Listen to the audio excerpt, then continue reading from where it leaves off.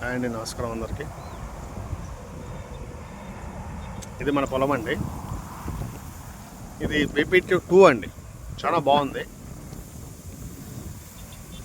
సౌడుకి, దోమకి